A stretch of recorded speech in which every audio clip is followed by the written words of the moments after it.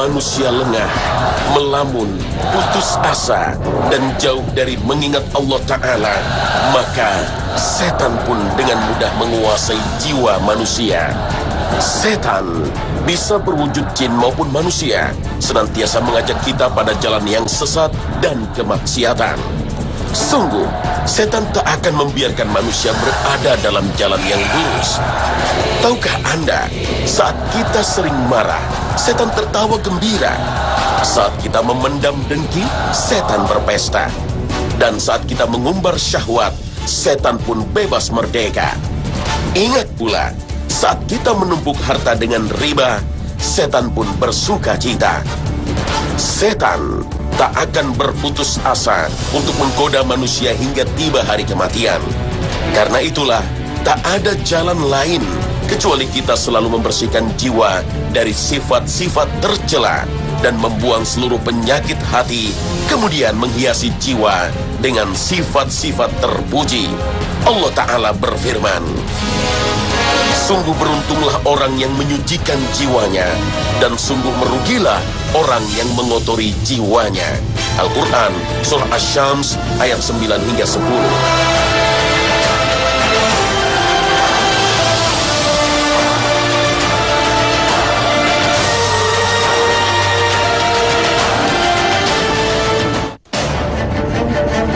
Assalamualaikum warahmatullahi wabarakatuh. Semoga kita senantiasa dianugerahi Allah nikmat iman dan Islam. Di pesantren inilah, di kawasan Megamendung Bogor, Ustaz Adam Amrullah membagi ilmu dan pengalamannya dalam ruqyah. Teknik ruqyah begitu sederhana. Bacalah surat Al-Ikhlas, surat Al-Falaq, dan surat An-Nas. Jangan lupa niatkan untuk membakar dan mengusir jin yang bersarang di dalam tubuh, serta membuang berbagai penyakit fisik. Insya Allah, dengan izin Allah, ayat suci Al-Quran merupakan obat yang mujarab.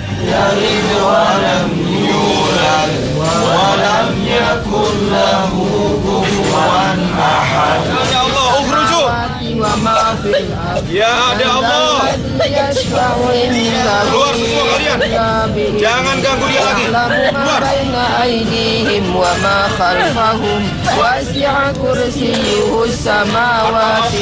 Azab kalian.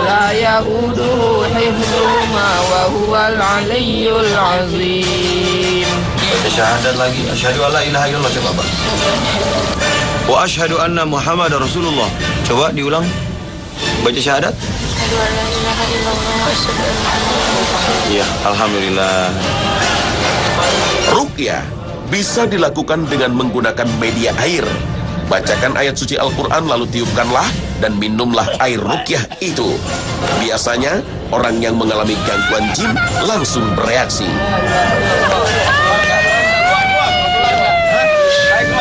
Ayo keluar.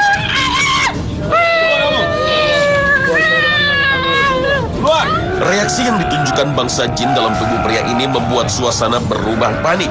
Ia nyaris tak bisa ditahan, meskipun beberapa orang memegangnya.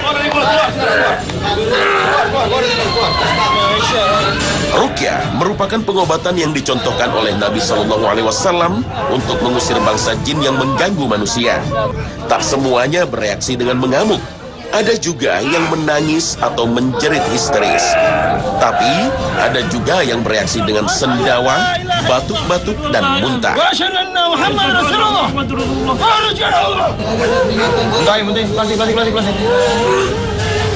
Bangsa jin merasuki tubuh manusia dengan berbagai alasan. Ada yang berguru ilmu kanuragan, ada yang mendapat musibah santet, dan ada juga berupa kezaliman bangsa jin sebagai balas dendam karena pernah diganggu manusia. Seperti yang dialami pria ini. Ia mengalami gangguan jin sejak kecil. Setelah bermain dengan teman-temannya di sungai, tiba-tiba saat beranjak dari sungai ia telah disunat. Sejak itulah awal mula gangguan jin. Minum.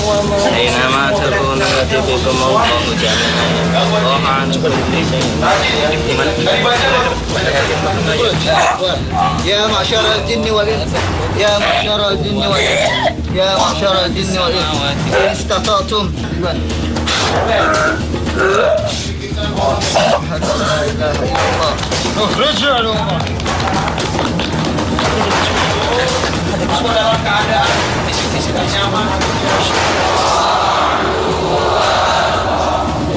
Untuk mengusir bangsa jin yang merasuki para korban sihir ini, para santri ini membacakan surat Al-Baqarah dengan meniatkan sebagai obat.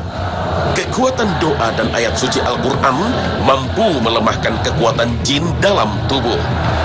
Reaksinya pun dirasakan oleh para korban sihir ini. Mual dan muntah ketika dibacakan Al-Quran merupakan salah satu indikasi gangguan jin. Teknik berendam di dalam air ruqyah juga sebagai salah satu terapi. Biasanya setelah berendam sambil dibacakan ayat suci Al-Quran, badan terasa lebih ringan dan nyaman. Assalamualaikum warahmatullahi wabarakatuh. Alhamdulillah, Allah mempertemukan kita dalam kesempatan yang barokah insyaallah. Dalam kesempatan kali ini, saya akan share ruqyah yang sangat praktis. Ruqyah itu juga sunnah, termasuk sesuatu yang Rasulullah lakukan. Kita mendengar sebuah hadis, "Man ahya sunnati faqad ahabani." Barang siapa yang menghidupkan sunnahku, maka sungguh dia cinta padaku. "Wa man ahabani kana ma'i fil jannah." Dan orang yang mencintai aku akan bersamaku di surga.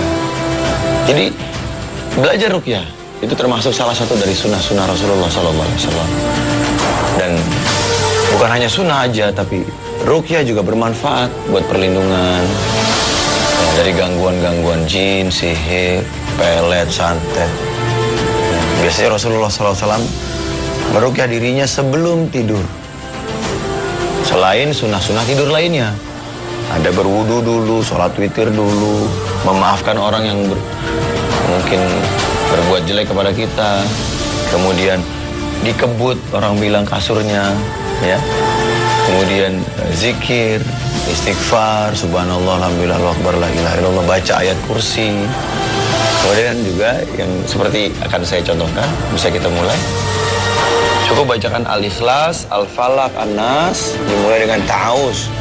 Bismillah. Di kediamannya di Bekasi, Ustaz Adam kerap kedatangan tamu yang ingin mendapat terapi ruqyah. Di antara pasien yang parah adalah ibu satu anak ini. Siapa kamu yang ada di sini? Jangan marah-marah, jangan. Ini rumah saya, jangan marah-marah kamu di sini ya. Jangan nangis, biar dengerin saya ngomong dulu. Ya. Inna dina indallahi Islam. Agama yang diterima oleh Allah adalah Islam. Kamu masuk Islam dulu ya. Saya bantu ya. Mau masuk Islam? Iya. Ya, sebutkan salat syahadat. Ada berapa pasukan jin dalam tubuh ini? Udah bilang. Wahai seluruh pasukanku, bilang. Pasukan. Kita semua masuk Islam. Bilang. Kita semua masuk Islam.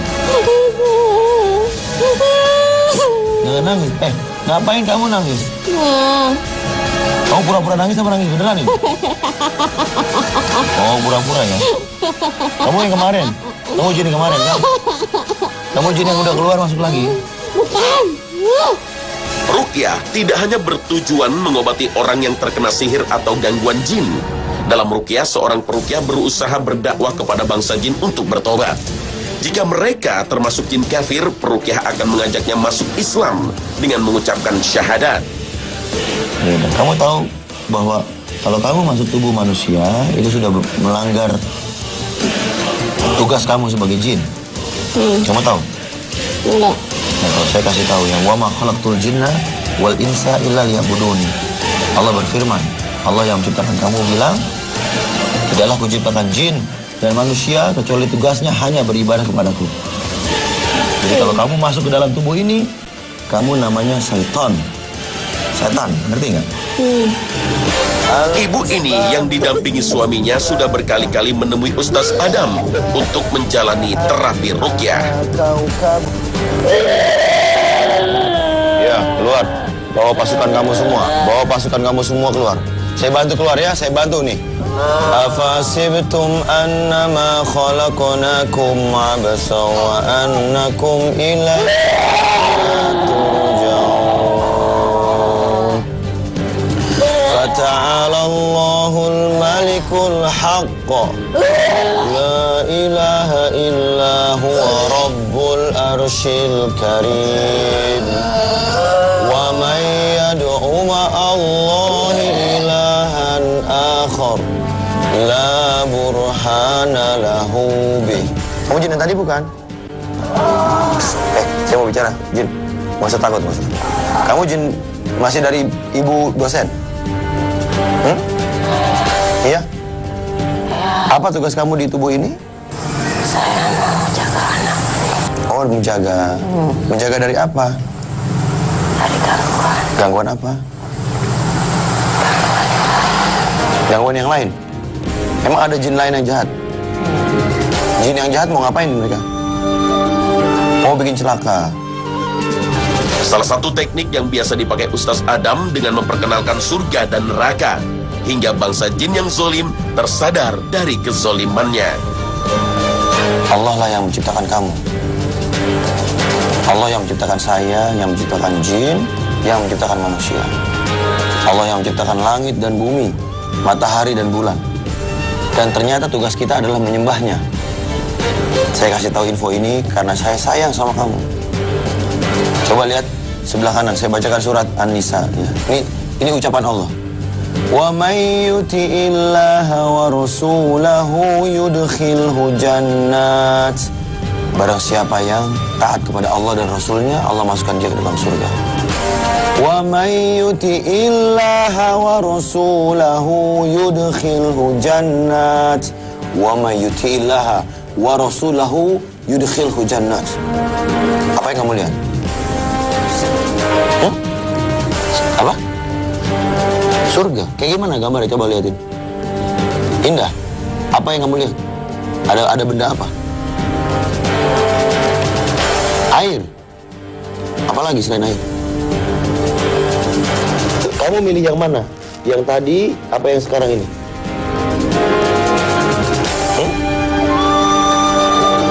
Air. Ya, saya bantu kamu masuk sana ya. Caranya kamu masuk Islam dulu. Sekarang kamu, saya bacakan lagi doa ya. Ya Allah, berilah semua jin ini ya Allah hidayah untuk Islam ya Allah. Inna dina indallahil Islam. Wahai seluruh pasukanku. Yang keras bisa suaranya? Kita semua masuk Islam. Membaca syahadat. Kemudian pergi ke Masjidil Haram untuk belajar Islam di sana. Ya, ikuti semuanya, seluruh jin yang ada di sini ikuti saya. Asyhadu Allah ilaha illallah wa asyhadu anna Muhammadan Rasulullah. Kami bersaksi tidak ada Tuhan yang berhak disembah kecuali Allah. Dan kami bersaksi bahwa Nabi Muhammad utusan Allah. Rupanya tidak hanya satu jin yang menempati tubuh ibu muda ini. Reaksinya pun begitu cepat saat ia merukyah dirinya sendiri dengan teknik baca tiup dan usap ke seluruh tubuh. Bangsa jin pun langsung bereaksi. Wasi'a kursiyyuhus samawati wal ard. Gosok-gosok seluruh tubuh. Gosok-gosok seluruh tubuhnya dengan niat mengusir. Allahu Akbar. Diusap seluruh tubuh, digosok seluruh tubuh dengan niat mengusir. Nenek siapa? Nenek Linggarjati. Nenek Linggarjati. Oh, Cirebon. Indramayu maksudnya. Oh, dari yang pernah ngobatin ya? Kamu dari ya, neneknya yang pernah ngobatin dia ya? Ya udah. Tugas kamu sudah selesai. Seluruh jin yang berasal dari Cirebon, Indramayu, Linggarjati, semua sudah saatnya kamu keluar karena tugas kalian sudah selesai. Tugas kalian sudah selesai ya? Ada berapa pasukan yang belum keluar? Dari nenek Linggarjati? Ada. 100. Udah agamanya apa? Islam? Islam. Coba baca lagi semuanya. Diulang lagi Islamnya. Karena kalau di dalam tubuh manusia, khawatir hukumnya kalian itu setan. Dan setan ya nggak muslim. Setan kafir hukumnya. Gimana? Apa panasnya? Iya. Enggak. Saya nggak niat jahat. Tenang aja deh. Ya Allah jadikan dingin untuk dia ya. Udah dingin. Nggak panas. Saya ajak kalian semua masuk Islam. Karena Islam adalah jalan selamat untuk kalian semua dan untuk kita semua yang manusia dan jin. Semuanya baca syahadat bersamaan. Ikuti saya. Wahai seluruh pasukanku. Kita semua masuk Islam. Baca syahadat lagi.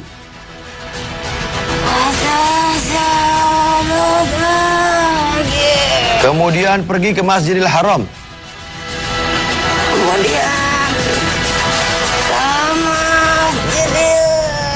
Haram. Belajar Islam di sana. Ya, baik-baik di sana ya. Semuanya bareng ikuti saya. Asyhadu alla ilaha illallah. Allah ilaha illallah. Wa asyhadu anna Muhammadan Rasulullah. Orang yang mengalami gangguan jin biasanya akan diganggu keharmonisan keluarganya. Gangguan jin yang dialami ibu ini bermula dari perkenalannya dengan seorang dosen perempuan. Kemudian saya diajak di perpustakaan. Di situ saya mulai dipegang bagian belakang saya, kemudian tangan saya setiap dia megang itu dia bersendawa. Dan dia mengaku bahwa tangannya itu bisa tangannya itu pernah dipegang oleh Nabi Ibrahim sehingga dia bisa menyembuhkan orang yang sakit seperti itu. Yang dirasakan itu seperti seperti pasangan seorang kekasih ya. Karena setiap harinya saya telepon-teleponan itu malam, padahal dia itu dosen ya. Kalau secara logika dia dosen nggak mungkin lah melayani sampai tengah malam meladeni mahasiswinya. Tapi itu saat malam jam 1 pun dia siap mengangkat telepon saya. Dan itu ngomongnya sampai 1 jam. Ya seperti layaknya pacaran ya dalam tanda kutip. Nah terus juga setelah kenal dia itu pokoknya saya kalau jauh dengan dia itu sepertinya nggak bisa ngapa-ngapain gitu. Dan saat itu saya sebenarnya ingin sekali melepas tapi seperti yang nggak bisa gitu. Sangat-sangat sekali. Saya itu selalu merasakan pergolakan batin yang luar biasa. Ini seperti dosa, tapi tidak bisa gitu. Saya tidak bisa melepas itu semua gitu. Rupanya, dosen pecinta sesama jenis ini menjerat para korbannya dengan sihir. Bahkan, ia mengajak korbannya dalam sebuah komunitas pengajian yang mengajarkan ajaran sesat. Ajarannya waktu itu jadi pada saat awal pengajian itu kita ditanya dulu, terus suruh baca syahadat, kemudian suruh suruh puasa 3 hari berturut-turut, dan dia bilang jangan terkaget kalau ada efek dari tubuh kita yang terasa sakit atau bagaimana. Waktu itu saya rasakan di sini ada hitam sekali di bulatan hitam di paha saya, dan itu benar apa yang dikatakan Ustadz itu. Terus dia bilang juga jangan baca al-masurat pagi dan petang. Kemudian jangan baca Al-Quran yang suruh baca. Dia bilang suruh baca terjemahannya saja. Alhamdulillah, udah agak enak kan? Lambungnya udah enak. Udah nggak mual lagi kayak tadi. Sedikit ya. Ya Alhamdulillah, insya Allah beberapa keluar ya rasanya sehingga lebih enak kan. Nah, yang bisa ngeluarin tadi Allah, bukan saya. Saya cuma baca, kemudian Allah berkehendak, Allah mentakdirkan keluar. Karena wa iza maritu fahuwa yashfini. Kita untuk syukur kepada Allah, kita sujud syukur. Ya. Allahu Akbar.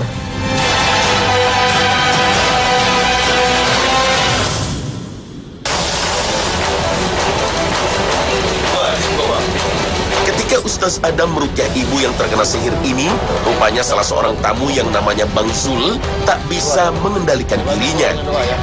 Ketika Jika mendengar bacaan Al-Quran, walaupun bukan ditujukan pada dirinya, langsung bereaksi.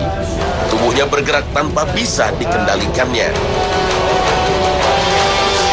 Bangsa jin, ada yang berada dalam tubuh, bisa berasal dari kiriman orang yang dengki, atau juga ada yang sengaja mengundangnya dalam tubuh, seperti yang dilakukan oleh para praktisi kanuragan, ilmu tenaga dalam, dan para dukun.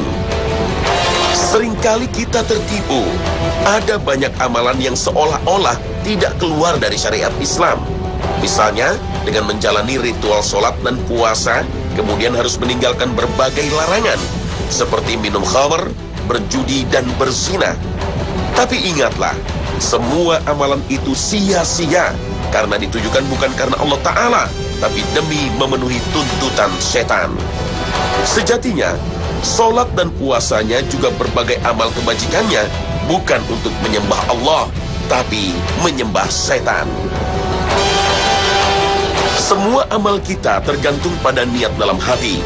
Jika hati masih dikotori dengan kesirikan, maka ingatlah dengan sabda Rasulullah, barang siapa yang berjumpa dengan Allah dalam keadaan tidak berbuat kesirikan sedikit pun, maka dia akan masuk surga. Dan barang siapa yang berjumpa dengan Allah dalam keadaan berbuat kesyirikan, maka dia akan masuk neraka. Hadis riwayat Muslim. Karena itulah, amalan hati yang paling utama adalah tauhid. Tauhid laksana pondasi pada sebuah bangunan, sebagaimana firman Allah Ta'ala yang artinya, manakah yang lebih baik? Orang yang menegakkan bangunannya di atas pondasi ketakwaan kepada Allah dan keridhoannya, ataukah orang yang menegakkan bangunannya di atas tepi jurang yang akan runtuh dan ia pun akan runtuh bersamanya ke dalam neraka jahanam. Al-Quran Surah At-Taubah ayat 109.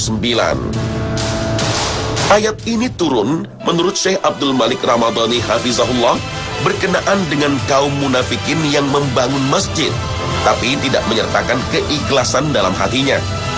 Amalan kebaikan itu sama sekali tidak memberikan manfaat bagi mereka, bahkan justru akan menjerumuskan mereka jatuh ke dalam jahanam. Tauhid ibarat sebatang pohon, cabang-cabangnya adalah amalan, adapun buahnya adalah kebahagiaan hidup di dunia dan kenikmatan tiada tara di akhirat. Allah Ta'ala berfirman, tidakkah kamu melihat bagaimana Allah memberikan perumpamaan suatu kalimat yang baik seperti pohon yang indah? Pokoknya tertanam kuat di dalam tanah, sedangkan cabangnya menjulang ke langit. Al-Quran Surah Ibrahim ayat 24. Kalimat yang baik di dalam ayat ini adalah syahadat, La ilaha illallah Muhammadur Rasulullah. Aku bersaksi, tidak ada Tuhan yang disembah kecuali Allah, dan Muhammad adalah utusan Allah. Hanya inilah syahadat yang diterima Allah Subhanahu wa Ta'ala, dan tidak ada syahadat yang lain.